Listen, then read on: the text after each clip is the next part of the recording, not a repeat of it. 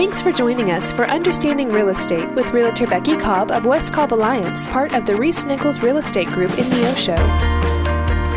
Good morning, it's Becky Cobb. Newton County Assessor Cheryl Perkins is my guest again today, and there's something that she needs to explain to us a little bit better about the sales letter. This is about real estate and what you may have sold your property for or what you purchased your property for.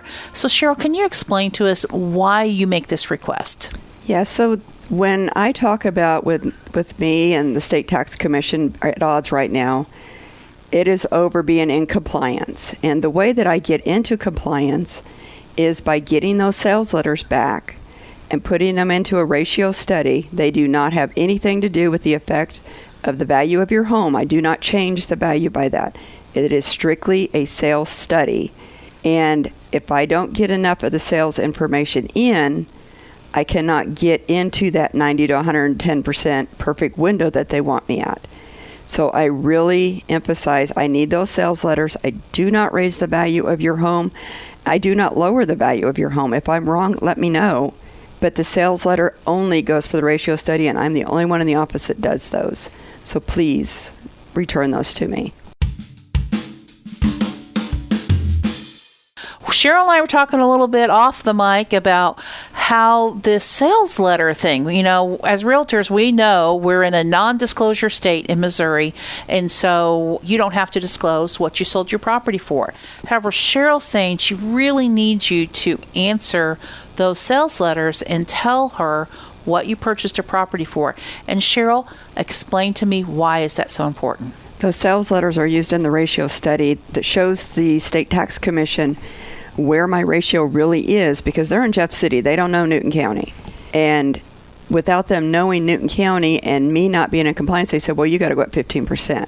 If I can get the sales letters and I can show my ratio is where it needs to be in that 90 to 110% perfect window they want, then that's showing them we're okay and we don't need that 15% increase because we are in compliance. So, and that's critical. You've heard that Cheryl's been fighting this with the state, and we want to make sure that we help her out. So, folks, send in those sales letters. This is Becky Cobb. Cheryl, you've said you need to get the ratio between 90 to 110%. What has the ratio been, and where are you landing right now? When the State Tax Commission sent me my letter this year to be at 12% above where I was at, wanted me to do 12% on everybody across the county, and I said no. I was at 77%. I've been starting to do some of my sales letters work right now, and I've hit 80%. So the more information I can get, the more I have proof as to we are in compliance and we don't need a 12 to 15% increase across the county. And folks, you may have listened to some of us realtors say, hey, you don't have to fill that thing out, but you know what? You need to fill it out. It sounds like it's in our best interest, and it will probably save us in the long run. So start filling out those letters when you purchase a property and let Cheryl know how much you paid for it. Well, for this morning, Becky, if I get an offer on my home that I don't like, what do I do with it? You can wad it up and throw it away, or maybe what you should do is look at the offer with your realtor and make a decision on what are the good points of this offer and what are the bad points of this offer, and then be willing to negotiate. I always advise my sellers to at least respond in some way. Sometimes people say, I don't even want to respond to that.